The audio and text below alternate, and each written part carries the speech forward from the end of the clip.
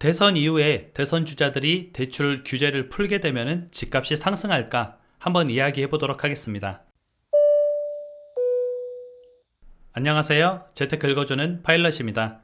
요즘 대선 이슈가 굉장합니다. 저도 대선 주자들 토론하는 걸 봤었는데요. 부동산 부분만 좀 봤습니다. 그런데 이렇다 저렇다 좀 제가 얘기하기는 그렇고, 아무튼 대선 주자들이 대출 규제를 풀겠다 그런 걸 좀 들고 나왔죠. 어떤 한 후보는 생애 최초에 관해서 90%까지 대출해주겠다. 또 다른 후보는 생애 최초에 한해서 80%까지 대출해주겠다. 게다가 신혼부부도 포함시키겠다. 이렇게 공약을 내세웠는데요. 이걸 보게 되면은 우리가 대출이 풀리고 집값이 상승하지 않을까 그렇게 좀 걱정을 하실 수가 있는데, 두 후보의 공통점을 보게 되면은 생애 최초 그리고 신혼부부에게만 대출을 풀어준다는 뜻입니다. 생애 최초라는 뜻은요, 한 번도 집을 산 적이 없는 사람을 말하는 거고요. 그 가구에서도, 그러니까 그 집에서도 한 번도 집을 산 적이 없어야 됩니다. 예를 들어서 아내가 예전에 샀다 팔았어요. 그러면 생애 최초가 안 되는 거죠. 그래서 그런 부분이 생애 최초고요. 생애 최초한테 집을 사도록 대출을 많이 풀어준다고 하더라도 우리가 과연 그분들이 집을 살 수가 있을까? 못 살 겁니다. 왜냐하면 금리가 높다 보니까 대출을 또 풀어준다고 하더라도 감당하는 이자가 만만치 않을 겁니다.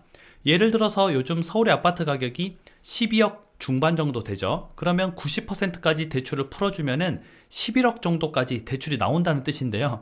그러면 11억 짜리 대출을 받게 되면 여러분들이 얼마씩 상환하는지 아세요? 한 달에 이자만 500만 원이 넘게 나갑니다. 그러면 과연 이게 일반 사람들이 감당 가능한 이자인가? 거기에 원금까지 더하게 되면은 거의 6, 700만 원에 가까운 돈을 상환해야 되는데, 그걸 30년 동안 낼 수 있는 사람이 있을까? 의문이죠.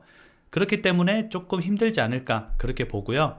또 한 가지 더 추가하자면 DSR이라고 있습니다. 지금 현재 집값의 50%, 집값의 40%, 집값의 70% 이렇게 빌려주는 게 DSR 규제가 적용되면서 그 안에서도 내가 상환 능력이 돼야지 그만큼 받을 수가 있습니다. 내가 서울에 산다고 40%를 다 받을 수 있는 게 아니라 나의 상환 능력을 점검하고 상환 능력이 거기에 합당해야지 40%가 다 나온다는 거죠. 나의 상환 능력이 낮다면은, 연봉이 좀 낮다면은 이제 40%를 다 받을 수가 없습니다. 그런데 이런 식으로 돼 있는 DSR 규제를 그러면 생애 최초한테는 풀어줄 것이냐, 굉장히 논란이 많겠죠. 이건 차별이죠. 사람을 차별하는 거죠. 그렇기 때문에 DSR 규제 같은 경우는 금융권에서 하는 규제예요. 그래서 전체적으로 다 똑같이 적용을 하게 될 거고, 예를 들어서 생애 최초나 신혼부부나 이런 사람들한테 일시적으로 LTV 그걸 좀 풀어줄 수 있다고 하더라도 DSR은 똑같이 적용이 될 겁니다.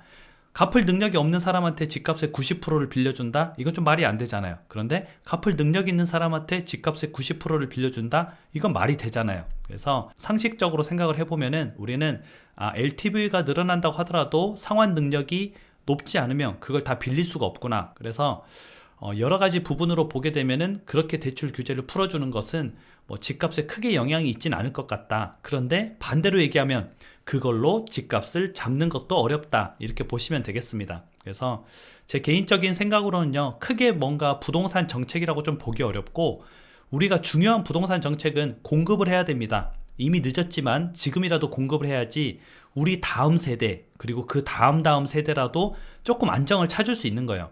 우리는 이미 놓쳤지만, 우리는 굉장히 좀 어떻게 보면 상대적 박탈감에 노출이 됐지만 우리 자녀 세대라도 포기하면 안 되잖아요. 우리 자녀 세대들이 집을 사는 걸 포기하고 또는 열심히 모으는 걸 포기하고 그냥 그렇게 살다 보면은 결국은 우리나라가 건전한 방향으로 갈 수가 없습니다. 그래서 공급을 최대한 빠르게 많이 해야 되고요. 지금 현재 할 수 있는 건 이제 금리가 올라가면서 고위험 가구들이 많아지기 때문에 그걸 관리하는 것, 그렇게 해나가야겠죠. 그리고 서울의 재개발 재건축을 조금 풀면서 공급을 최대한 속도감 있게 좀 추진하는 게 좋을 것 같습니다.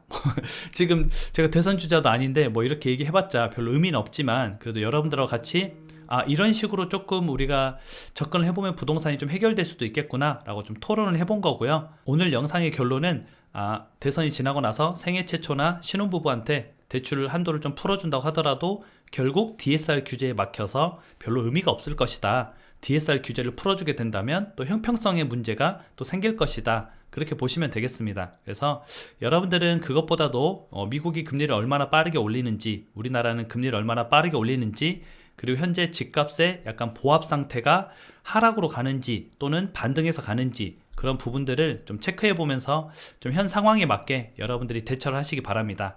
오늘 방송은 또 여기까지 하고요.